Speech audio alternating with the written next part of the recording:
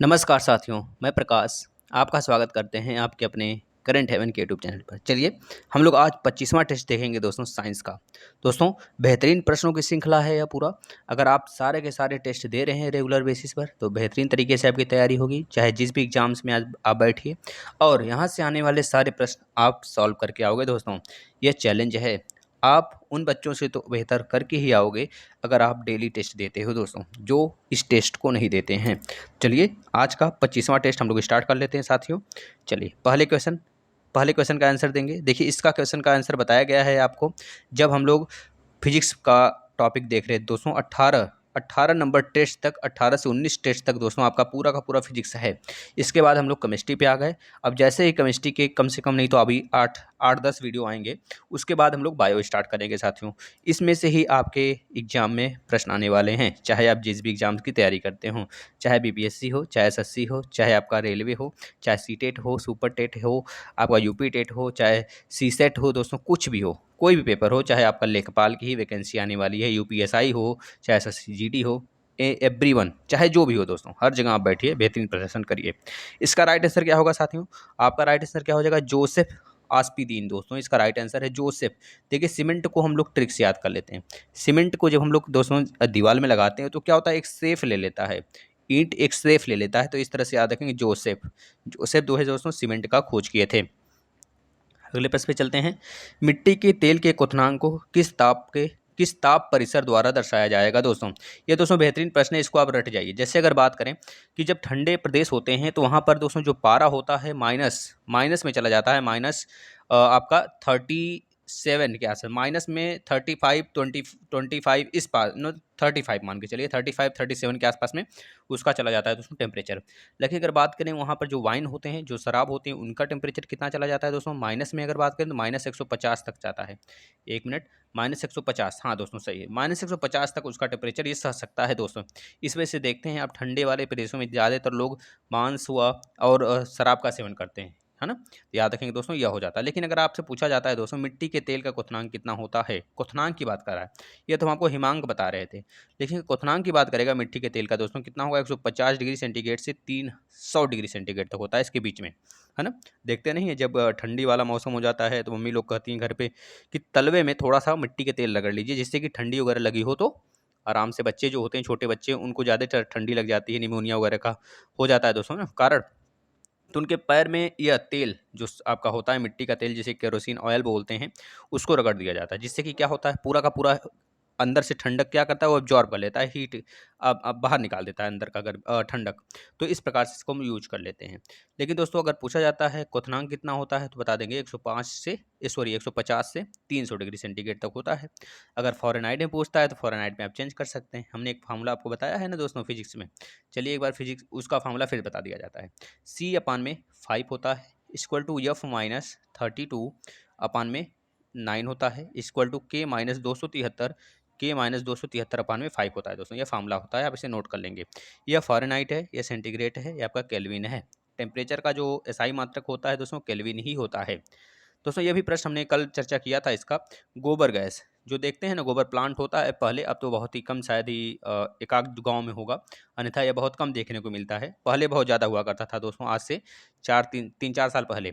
तो गोबर गैस में मुख्य तत्व होता है, गोबर गैस में जब जब से ये उज्ज्वला योजना आया है 2014 से दोस्तों, उसके बाद गोबर गैस का अस्तित्व ही शायद ही किसी गांव में होगा, है ना? तो याद रखेंगे दोस्तों गोबर प्लांट, इससे लोग सिंचाई भी करते थे, ट्यूबवेल भी चलाते थे, घर की लाइटिंग भी होती थी, है ना? गोबर गैस से लोग खाना बनाते थे दोस्तों, है ना? इससे एनर्जी लेकर। तो गोबर गैस में मुख्यतः कौन सा तत्व होता है दोस्तों? तो बता देंगे मेथेन होता है। मेथेन का फार्मूला CH4 होता है, याद रखेंगे। एथेन का एथेन का C2H6 होता है साथियों, याद रखेंगे। प्रोपेन का कितना होता है दोस्तों? C3H8 होता है, C3H8 होता है, याद रखेंगे दोस्तों। क्लोरीन आपको पता है Cl होता है, इसका परमाणु क्रमांक 17 होता है, याद रखेंगे। ये सब प्रश्न आपको पूछा जा सकता है दोस्तों। नेक्स्ट, ऑक्टेन संख्या गुणवत्ता को मापता है दोस्तों, हमने बताया था ऑक्टेन संख्या मतलब कि आपको पता है मेथेन, मेथेट, prop, but, pent, hex, hept, oct, non, dec, आप इस तरह काउंट करते हैं ना, वही ऑक्टेन है। ऑक्टेन का मतलब हो गया दोस्तों C8H10, यह होता है ऑक्टेन का फार्मूला, याद रखेंगे दोस्तों, यही जो होता है दोस्तों, इससे पता किया जाता है पेट्रोल की शुद्धता। पेट्रोल की शुद्धता दोस्तों, पेट्रोल की शुद्धता यहाँ पे लिख लीजिएगा, शुद्धता, पेट्रोल की शुद्धता पता किया जाता है। इसी प्रकार से सीटेन होता है दोस्तों, सीटेन संख्या होती है। सीटेन संख्या जो होती है दोस्तों, वह डीजल की प्योरिटी बताने के लिए होती है, डीजल की। ये दोनों चीज़ आप याद रखेंगे, यहाँ से प्रश्न बने हैं, आपके एग्जाम में भी बनेंगे। नेक्स्ट प्रश्न पे चलते हैं। व्यापारिक वैसलीन किससे निकाला जाता है? व्यापारिक वैसलीन, आपको पता है दोस्तों, हमने बताया था आपको पिछली वीडियो में कि जो वैसलीन होते हैं वो पेट्रोलियम, आप देखते हैं बहुत सारे जो अच्छे अच्छे आपके वैसलीन के क्वालिटी होते हैं, अच्छे अच्छे जो वैरायटी के होते हैं, बहुत विभिन्न वैरायटी के होते हैं ना, जैसे कोई मैंगो का है, कोई आपका लीची का है ना, इस तरह अलग अलग वैरायटी के होते हैं आपके वैसलीन। तो उस वैसलीन दोस्तों जो प्योरिटी वाला होता है, जो प्योर होता है, वो पेट्रोलियम जेली से बनाया जाता है दोस्तों, याद रखेंगे, पेट्रोलियम जेली से बनाया जाता है। और पेट्रोलियम प्रोडक्ट जो होते हैं वो बिल्कुल प्योर होते हैं, है ना। तो याद रखेंगे दोस्तों, जैसे आपका साबुन हो गया, सौंफ हो गया, और पाउडर हो गया, तेल हो गए विभिन्न प्रकार के, जैसे पाम ऑयल को छोड़ के, पाम ऑयल तो अलग चीज़ है जिसको हम लोग दोस्तों कह लीजिए कि पेड़ से निकालते हैं ना, जैसे कि आपका नारियल का तेल को ही बोलते हैं पाम ऑयल, है ना। इसके बाद मस्टर्ड ऑयल भी छोड़ दीजिए। इसके बाद जितने भी ऑयल्स वगैरह बचे जो कि पेट्रोलियम से प्रोडक्ट बनते हैं, जैसे कि आपका पाउडर हो गए, जो ठंडक वाले पाउडर होते हैं ज़्यादातर दोस्तों, उसमें सल्फ़र वगैरह मिलाकर, सल्फ़र नहीं, उसमें थोड़ा सा ठंडक का एक केमिकल मिलाया जाता है दोस्तों, उसको मिलाकर वो पेट्रोलियम से ही बनाया जाता है, लेकिन उसमें ठंडक प्रदान करने के लिए कुछ केमिकल मिला दिए जाते हैं जो होते हैं विभिन्न प्रकार के, और वह ठंडक प्रदान करते हैं, है ना। तो याद रखेंगे, जैसे यह प्रश्न आपसे पूछा जा सकता है। चलिए अगले प्रश्न पे चलते हैं भैया। रेडियोधर्मी पदार्थ में किस दौरान कोई परिवर्तन नहीं होता है? बताइए दोस्तों, हम आपको बताते हैं। देखिए, जब किसी भी, जैसे हम बात करें यूरेनियम, यूरेनियम का जो परमाणु क्रमांक होता है 92 होता है। थोरियम का जो होता है दोस्तों, थोरियम TH, थोरियम का जो होता है कितना होता है, 90 होता है। तो मान लेते हैं ये सब, ये दोनों आपके जो आपके एफ ब्लॉक के तत्व होते हैं, यह ब्लॉक जो आपके दोस्तों लेंथेनियम श्रेणी और एक्टेनियम श्रेणी है। लेंथेनियम ऊपर होता है, एक्टेनियम नीचे होता है, दोनों में 14 एलिमेंट होते हैं, है ना दोस्तों। यह दोनों जो होते हैं दोस्तों 14 यानी कि 28 जो एलिमेंट होते हैं, वह पूरा का पूरा आपका ये रेडियोधर्मी वाले ही होते हैं, याद रखेंगे ये तो। और दूसरी चीज़ यह याद रखेंगे, जब अल्फा कण दोस्तों किसी भी रेडियो एक्टिव पदार्थ से निकलता है तो उसके परमाणु द्रव्यमान में, उसके द्रव्यमान में 4 की कमी करता है, और परमाणु क्रमांक में दोस्तों 2 की कमी करता है। याद रखेंगे, यहाँ प्रश्न बना है, हमेशा बनता रहेगा। परमाणु क्रमांक में 2 की कमी करेगा और परमाणु द्रव्यमान में 4 की कमी करेगा, याद रखेंगे साथियों। अगर आपका गामा किरण निकलता है, गामा किरण का उत्सर्जन होता है, तो परमाणु क्रमांक में कोई परिवर्तन नहीं होगा और परमाणु भार में 1 की बढ़ोतरी होगी, ये बात भी याद रखेंगे। लेकिन अगर दोस्तों अल्फा किरण का हमने बताया 4 की कमी किसमें, परमाणु द्रव्यमान में, 2 की कमी परमाणु क्रमांक में। अगर बीटा किरण किरण निकलता है, हमने गलत बता दिया क्या? देखिए, अल्फा किरण में क्या होगा दोस्तों, आपके परमाणु द्रव्यमान में 4 की कमी और परमाणु क्रमांक में 2 की कमी होगी, यह बात याद रखेंगे। अगर आपका दोस्तों बीटा किरण निकलता है दोस्तों, तो आपका परमाणु क्रमांक में कोई परिवर्तन नहीं, नो चेंज, और परमाणु द्रव्यमान में 1 की बढ़ोतरी। लेकिन अगर गामा उत्सर्जन होता है दोस्तों किसी भी रेडियोधर्मी पदार्थ से, तो उसके ना ही परमाणु द्रव्यमान में ना ही परमाणु क्रमांक में कोई परिवर्तन नहीं होता है। आप इसको नोट कर लेंगे, यानी कि राइट आंसर हमारा क्या होगा दोस्तों, गामा उत्सर्जन। गामा उत्सर्जन में रेडियोधर्मी पदार्थ में कोई परिवर्तन नहीं होता है। अगले प्रश्न पे चलते हैं। लाल तप्त कोक पर भाप प्रवाहित करने से प्राप्त होता है, आप खुद बताओ।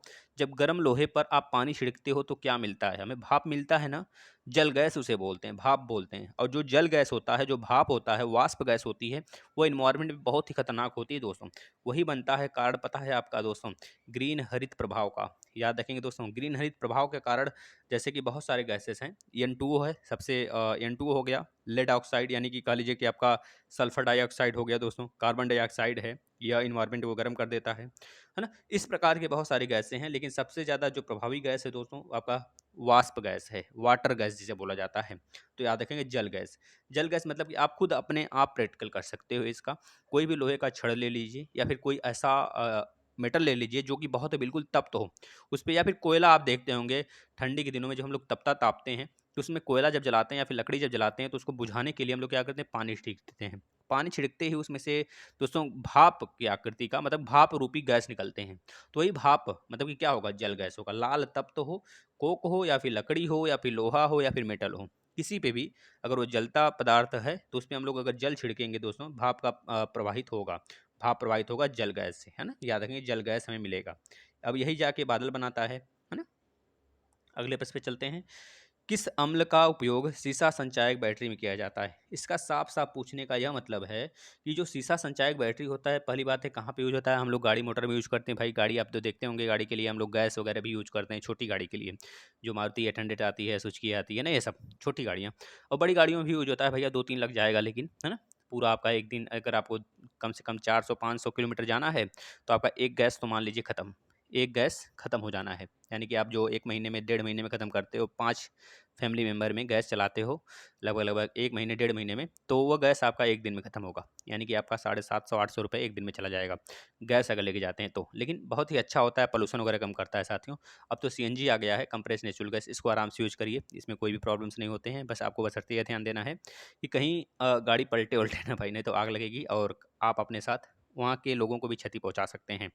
लेकिन अगर बात किया जाता है शीशा संचायक बैटरी में, दोस्तों याद रखिएगा, इसका ही मतलब होता है H2SO4, सल्फ्यूरिक एसिड। आपने सुना होगा, हमने बताया था भाई, सल्फ्यूरिक एसिड। HNO3 होता है दोस्तों, नाइट्रिक नाइट्रिक एसिड। HNO3 होता है।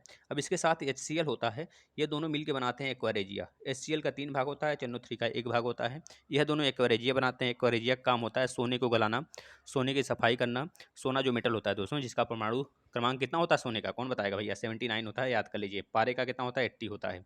चांदी का कितना होता है? 47 होता है दोस्तों।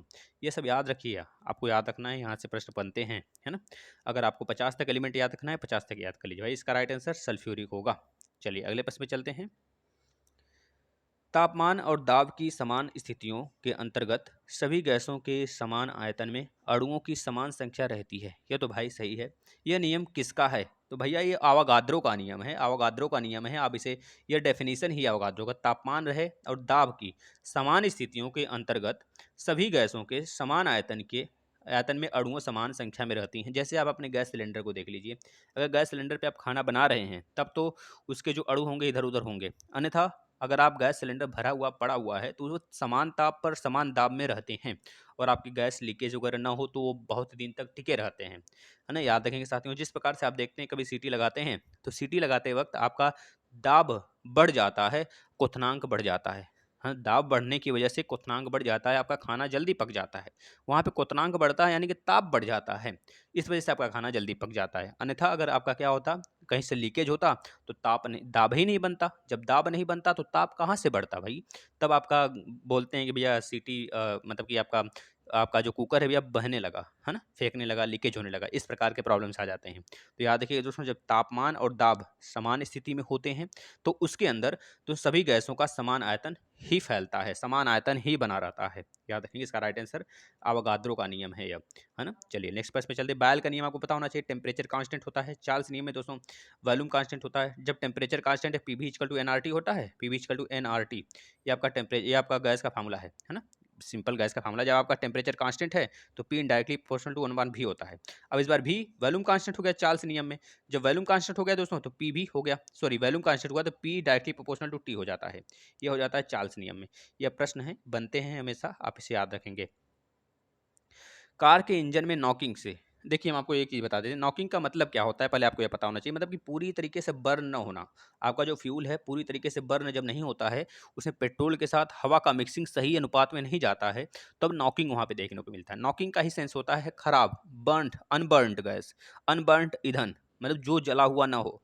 इस तरह आप देखते होंगे जो पुरानी गाड़ियाँ होती हैं, फिर जो ज़्यादा सर्विसिंग वगैरह नहीं कराई जाती हैं, वो धुआं वगैरह फेंकने लगता है ना उसके टंकी से, या फिर टंकी से बोला जा रहा है दोस्तों, उसकी जो आपका गैस वाला होता है जहाँ से धुआं निकलता है, वहाँ से क्या होता है दोस्तों, बहुत ही अधिक मात्रा में धुआं वगैरह निकलते लगता है, तो पॉल्यूशन वगैरह बनाया जाता है। तो याद रखेंगे नॉकिंग उसमें ज़्यादा होने लगती है। यानी कि वह कह लीजिए कि उसमें हम लोग ऑक्टेन संख्या ज़्यादा नहीं मिलाते हैं, या फिर शुद्ध पेट्रोल नहीं होता है, डीजल नहीं होता है ना। तो इस प्रकार से देखते हैं दोस्तों, नॉकिंग हमेशा हमको देखने को मिलता है पेट्रोल वाले गाड़ियों में। किसमें दोस्तों नॉकिंग देखने को मिलता है? तो बताएंगे दोस्तों पेट्रोल वाले में। देखिए एक कार इंजन होता है, कार इंजन में हम आपको पता है दोस्तों डीजल बहुत ही अच्छी मात्रा में यूज करते हैं, तो जाके अच्छा हमको मतलब कि अच्छा उसका रिजल्ट देखने को मिलता है। तो याद रखेंगे दोस्तों, इसका राइट आंसर क्या होगा? श्वेत पेट्रोल। श्वेत पेट्रोल आप लगा लेंगे दोस्तों, श्वेत पेट्रोल, यानी कार इंजन में श्वेत पेट्रोल यूज होता है ना भाई। चलिए अब देखिए एक बिल्कुल भी श्वेत होता है दोस्तों, जिसको हम हवाई जहाज वगैरह में यूज करते हैं, वह अलग चीज़ है, उसको हम बताएंगे आगे। चलिए अगले प्रश्न में चला जाता है भैया। गैसोहॉल है। गैसोहॉल क्या है दोस्तों, आपको ये बताना है। गैसोहॉल दोस्तों किसका मिश्रण है, सबसे पहले आप ये बता दें दोस्तों। एथिल एल्कोहल आपने सुना होगा। एथिल एल्कोहल का मतलब समझते हैं दोस्तों, C2H5OH, C2H5OH, C2H5OH। आप देखते होंगे दोस्तों, हमने एक फार्मूला बताया था आपको, एथेन, मेथेन, प्रोपेन, ब्यूटेन, इस तरह। एक होता है एथीन, प्रोपीन, ब्यूटीन, है ना। एक होता है एथाइन, मेथाइन, प्रोटाइन, इस तरह होता है। तो याद रखेंगे एथीन, मेथीन, ब्यूटीन। तो एथीन OH ऑल जुड़ गया, तो इस वजह से हो गया एथिल। एथिल एल्कोहल के साथ पेट्रोल का मिश्रण होता है दोस्तों गैसोहॉल। याद रखेंगे साथियों, यह प्रश्न पूछा गया है, आप इसे याद रखेंगे। C2H5 वही वाइन जो हम लोग पीते, मतलब कि हम लोग नहीं, जो बाजार में मार्केट में बिकती है, ठेके के दुकान पे आप लोग देखते होंगे, तो वही एथिल एल्कोहल है दोस्तों, C2H5OH। चलिए अगले प्रश्न पे चलते हैं दोस्तों। भविष्य का ईंधन किसे बोला जाता है भाई साहब। देखिए दोस्तों, आने वाले समय में जो बोला गया है भविष्य का ईंधन, वो हाइड्रोजन को बताया गया है, H, जिसका परमाणु क्रमांक भी 1 होता है और इसका एटॉमिक वेट भी 1 होता है। इसमें प्रोटॉनों की संख्या 1 होती है, इलेक्ट्रॉनों की संख्या भी 1 होती है, और न्यूट्रॉनों की संख्या दोस्तों देखा जाता है तो 0 होगा, क्योंकि 1 - 1 0 हो जाता है। ये बात याद रखेंगे। इसे हम हाइड्रोजन ग्रुप में रखते हैं, लेकिन यह धातुओं की तरह बिहेव करता है, इस वजह से इसे हम दोस्तों फर्स्ट S यानी कि पहले S ब्लॉक में रखा गया है। ये चीज़ याद रखेंगे। चलिए अगले प्रश्न पे चलते हैं। किसमें आयनिक बंध बनता है। अब ध्यान से सुनिएगा इस चीज़ को, अब ध्यान से सुनिए, हमने इस पे एक प्रश्न कर लिया था। अब देखिए, जो इसमें आयनिक बंध होता है, आयनिक बंध का मतलब एक प्लस में होगा और एक माइनस में होगा भाई साहब। एक प्लस में होगा, एक माइनस में होगा साथियों। अब एक प्लस में होगा, एक माइनस में होगा, वो किस में दिख रहा है भैया। अगर हमको समान अणु मिले, जैसे कि H2O, जैसे O3, O2, N2, S2, यह सब प्रश्न मिलते हैं, मतलब यह सब तत्व मिलते हैं, एलिमेंट मिलते हैं, तो इसे बोला जाता है दोस्तों, यह सहसंयोजक बंध है। कैसे बंध है भैया, सहसंयोजक बंध है, समान अणुओं में बंध हुए हैं दोस्तों, है ना, याद रखेंगे। जैसे NH3, यह आयनिक बंध ना होकर दोस्तों, यह सहसंयोजकता वाले बंध हैं। जैसे Cl3, यह सहसंयोजक बंध है। यह सब के सब सहसंयोजक को प्रदर्शित कर रहे हैं दोस्तों, लेकिन जो KCl है, आपको पता है, hydrogen, helium, lithium, beryllium, boron, carbon, nitrogen, oxygen, fluorine, neon, sodium, magnesium, aluminium, silicon, phosphorus, sulphur, chlorine, argon, potassium, यानी कि 15, 4, 19, 19 होता है दोस्तों के का परमाणु क्रमांक, और Cl का होता है 17। अगर इसको हम अगर SPDF में ब्रेक करेंगे, आपको पता है 2, 8, 18 हो गया, और मिलेगा आपको कितना, 8, 1 मिलेगा। इसमें जो जो आपका के है दोस्तों पोटेशियम, इसमें लास्ट में एक इलेक्ट्रॉन बच जाता है, यानी कि एक बच जाता है, यानी कि ये पॉजिटिव होता है। और जो Cl होता है दोस्तों, इस पर लास्ट में एक निगेटिव होता है। इसको एक इलेक्ट्रॉन चाहिए अपना अष्टक पूरा करने के लिए, और पोटेशियम को एक इलेक्ट्रॉन, उसको मतलब कि वह अटकता रहता है, इस तरह से खटकता रहता है उसके दिमाग में, कब इसे निकाल दें तो हमारा अष्टक पूरा हो जाए।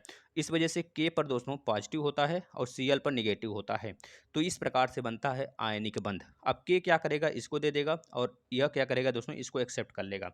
एक्सेप्ट कर कर इसके इलेक्ट्रॉन को इसके इलेक्ट्रॉन को दोस्तों यह बना देता है ऋणायन, और यह बना देता है धनायन दोस्तों, क्योंकि जो देने वाला होता है वह धनायन होता है, और जो लेने वाला होता है भैया वो ऋणायन होता है, ऋणी होता है। इस तरह यह KCl क्या है दोस्तों, जैसे HCl हो गया, KCl हो गया, ये सब क्या है, आयनिक बंध हैं, ये आपसे पूछा जाता है। अगले प्रश्न पे चलते हैं। NTP, NTP का पहले फुल फॉर्म क्या होता है, सभी बच्चे बताएंगे। Normal temperature and pressure. Normal temperature and pressure पर किस गैस के 1 मोल का आयतन होता है। 1 मोल, किसी भी गैस का 1 मोल का आयतन नॉर्मल टेम्परेचर प्रेशर पे कितना होता है, 22.4 लीटर होता है। डायरेक्ट आप इसे याद करोगे दोस्तों, यहाँ से प्रश्न बनते हैं। चलिए अगले प्रश्न पे चलते हैं। प्राकृतिक गैस के बारे में निम्नलिखित में से कौन सा कथन असत्य है। प्राकृतिक गैस में क्या ऐसा कारण है जो इस ऑप्शन में नहीं है या फिर गलत दिया गया है। तो इसका प्रयोग ईंधन के तौर पर किया जाता है भाई, ये तो बेहतरीन है, ये तो हम लोग करते हैं, आप लोग भी करते हैं भाई। इसका यूज नहीं करेंगे तो खाना वगैरह कैसे बनेगा भैया। नेक्स्ट, गाड़ी मोटर कैसे चलेगा। अब तो CNG से सब कुछ चलाया जा रहा है, देख रहे हैं। अब आने वाली स्थिति में दोस्तों इलेक्ट्रिसिटी वाला, मतलब इलेक्ट्रिकल व्हीकल हो जाएंगे, इलेक्ट्रिसिटी से सारे व्हीकल चलेंगे। जगह जगह पर चार्जिंग लग जाएगा, जहाँ पे पेट्रोल पंप आप देखते हैं। कम से कम अभी 2030 तक लक्ष्य रखा गया है भारत का, 2050 तक लक्ष्य रखा गया। अभी आपको ब्रिटेन में जब देखेंगे दोस्तों, करंट का न्यूज़ है, वहाँ पे ये सारी चीज़ें उपलब्ध हैं, चल रही हैं। चीन में भी बहुत सारी टेक्नोलॉजी विकसित हैं, बहुत आगे है। चीन बहुत आगे है हम लोग से दोस्तों। चीन, जापान, ब्रिटेन, ये सब बहुत आगे हैं, हम लोग बहुत पीछे हैं, लेकिन है, चल रहे हैं दोस्तों। पीछे पीछे चल ही जा रहा है हम लोग भी, और निरंतरता बनी रहेगी तो हम लोग वहाँ पे लक्ष्य अपना पहुँच जाएंगे। नेक्स्ट, यह गैसीय हाइड्रोकार्बन का मिश्रण। भाई यह भी सही है, गैसीय हाइड्रोकार्बन का मिश्रण है। जब हाइड्रोकार्बन नहीं होगा तो कहाँ का प्राकृतिक गैस भाई, हाइड्रोकार्बन से ही तो मेथेन, एथेन, प्रोपेन, ब्यूटेन ये सब में हाइड्रोजन है, तो यानी कि यह भी सही है। इसका प्रयोग उर्वरकों के निर्माण में किया जाता है। भाई बेहतरीन तरीके, उर्वरक किससे बनाए जाते हैं आप खुद बताओ। जो आप छिड़कते हो खेतों में, जो आप उर्वरक बनाते हो, मेथेन बनाते हो। मेथेन क्या है, एक प्रकार का उर्वरक ही तो है, तो मेथेन हो गया आपका। अगर देख लो दोस्तों, आपको बहुत सारी चीज़ें दिख जाएंगी। तो ये सब के सब दोस्तों किससे बनते हैं, जो उर्वरक होते हैं प्राकृतिक गैस से ही बनाए जाते हैं। लेकिन इसमें CO+H2 नहीं होता, कार्बन मोनोऑक्साइड नहीं होता दोस्तों, याद रखेंगे। इसका गलत आंसर यह होगा, यानी कि डी इज रॉन्ग। चलिए नेक्स्ट चलते हैं। डी विल बी रॉन्ग था ना। निम्नलिखित में से किस एक का अधिकतम ईंधन मान होता है। अधिकतम ईंधन मान किसका होता है, आप खुद सोचो, खुद बताओ। अभी तो हमने बताया इसको, किसका अधिकतम ईंधन मान होता है दोस्तों, हाइड्रोजन का अधिकतम ईंधन मान होता है। बस इसको आप याद रखो कि चारकोल नहीं, प्राकृतिक गैस नहीं, गैसोलीन नहीं। गैसोलीन अभी हमने बताया एथिल एल्कोहल प्लस किसका मिश्रण होता है भाई, गैसोलीन। गैसोहॉल बोलिए या फिर गैसोलीन बोलिए, किसका मिश्रण होता है, एथिल एल्कोहल प्लस पेट्रोल का मिश्रण होता है दोस्तों। इसको याद रखोगे आप, भूलोगे नहीं भैया। नेक्स्ट, पानी में लटके हुए कोलाइडी कण किस प्रक्रिया से हटाए जा सकते हैं। पहले एक बात बताते हैं आपको, जो नगर निगम वाले पानी हैं, जो भी हमारे साथी शहर में रहते होंगे उनको पता होगा, नगर निगम वाला जो पानी आता है दोस्तों, वह किसी टंकी में स्टोर होता है, तो उसमें क्लोरीन मिलाया जाता है। या फिर कह लीजिए जो बड़े बड़े झरने होते हैं, झील होते हैं, वहाँ पर बहुत बड़े बड़े फिटकरी रख दिए जाते हैं, जिससे पानी क्या होता है, स्कंदन हो जाए। स्कंदन मतलब समझ रहे हैं दोस्तों, साफ हो जाए भैया। बस वही प्रक्रिया यहाँ पर किया गया है दोस्तों, कोलाइडी कण। जिस प्रकार से आप देखते हैं दोस्तों, आप फिटकरी को जब रगड़ते हैं, जब सेविंग वगैरह में जब कट जाता है कहीं सेविंग करते समय, तो फिटकरी को जब रगड़ा जाता है तो वह क्या होता है, निस्यंदन होता है। निस्यंदन उसे बोलते हैं। वह दोस्तों उपचारक होता है रक्त स्राव का, रक्त स्राव आपका रोक देता है यार, उसे बोलते हैं निस्यंदन। और स्कंदन में क्या होता है, साफ सफाई किया जाता है, पानी को साफ करना, है ना। यह सब सारी चीज़ें स्कंदन में आ जाती हैं, इसको बोला जाता है। थोड़ा सा शुद्ध है तो शुद्ध हिंदी है, लेकिन इस प्रकार से प्रश्न बने हैं आपके BPSC में, UP TPSC में, UP टेट में, इस ऐसे ही प्रश्न आते हैं हिंदी वाले बच्चों, आप ध्यान रखिएगा। नेक्स्ट, जल के उपचार में फिटकरी जल के उपचार में फिटकरी का प्रयोग किस प्रक्रिया में मदद के लिए किया जाता है। भाई निस्यंदन के लिए, जल को साफ सफाई करने के लिए कहा जाता है, निस्यंदन की प्रक्रिया होती है। चलिए अगले प्रश्न पे चलते हैं। अच्छा, ये अवशोषण क्या है दोस्तों, जैसे कि कभी काल के आपने सुना होगा कि पुराने जो बुजुर्ग लोग थे दोस्तों, जब कभी दाल में नमक ज़्यादा हो जाया करता था तो कोयले को तो सूती कपड़े में बांध देते थे, और कोयला एक अवशोषण का काम करता था। उस नमक को क्या करता था दोस्तों, अब अब्जॉर्ब कर लेता था, या फिर उसमें घी मिला देते थे। ज़्यादा घी मिला देंगे तो दाल का हुआ या फिर सब्जी का हुआ दोस्तों, जो नमक है ज़्यादा हो गया रहता है वह कम हो जाएगा अपने आप, थोड़ा सा वो घुल जाते हैं, तो उसमें अवशोषण हो जाता है। जो घी है वह नमक को अवशोषण कर लेगा, जो कोयला है वो नमक को अवशोषण कर लेगा। इस वजह से आपका जो दाल में नमक है जो तेज था वो थोड़ा सा हल्का हो जाएगा, है ना। इस प्रकार से हम लोग अवशोषण कहते हैं इसे, लेकिन इसका राइट आंसर निस्यंदन होगा। नेक्स्ट, अगले प्रश्न पे चलते हैं। जिलेटिन, भैया बहुत ही बेहतरीन प्रश्न है यह प्रश्न बहुतों बार पूछा गया है, बहुत बार रिपीट भी हुआ है। जिलेटिन का प्रयोग प्रायः आइसक्रीम बनाने में किया जाता है, जिसका उद्देश्य होता है। अब देखिए जिलेटिन का ही मतलब होता है दोस्तों, जिलेटिन आपके बर्फ को या फिर आपके जो भी क्रिस्टल होते हैं दोस्तों, उसको पिघलने से रोकता है, क्रिस्टलीकरण से रोकता है। जो बर्फ होता है, जो हम लोग आइसक्रीम खाते हैं, उसमें बर्फ जमा होता है, वो बर्फ को रोकने के लिए, बर्फ को मतलब कि पिघलने से रोकने के लिए दोस्तों जिलेटिन का यूज किया जाता है। जिलेटिन क्या है, जिलेटिन एक दोस्तों रासायनिक प्रक्रिया है, जिलेटिन का यूज करते हैं, और वह क्रिस्टलीकरण को दोस्तों रोकता है, यानी कि बर्फ के पिघलने की प्रक्रिया को धीमा कर देता है, और कोलाइडी स्थिति बनाए रखता है। कोलाइडी का मतलब हो गया दोस्तों ठोस बनाकर रखता है जल को, मतलब कि एक तरह से बर्फ को पिघलने से रोकता है। आप याद रखोगे यही इसका राइट आंसर है बी। कोलाइडी को अस्थायी करने के लिए या फिर क्रिस्टली को बरकरार रखने के लिए क्रिस्टलीकरण को रोकता है दोस्तों। आप याद रखोगे पिघलने से उसे बचा लेता है, जो बर्फ है आइसक्रीम है इसको पिघलने से बचाता भी है जिलेटिन। नेक्स्ट, जब दो इलेक्ट्रॉन एक ही कक्ष में होते हैं तो उनमें क्या पाया जाता है। यह हुंड का नियम है, आपने सुना होगा, हुंड के नियम ने बताया था किसी भी कक्षक में तब तक इलेक्ट्रॉन नहीं भरे जाएंगे पूरे तरीके से जब तक कि सारे कक्षक में एक एक इलेक्ट्रॉन नहीं हो जाते हैं।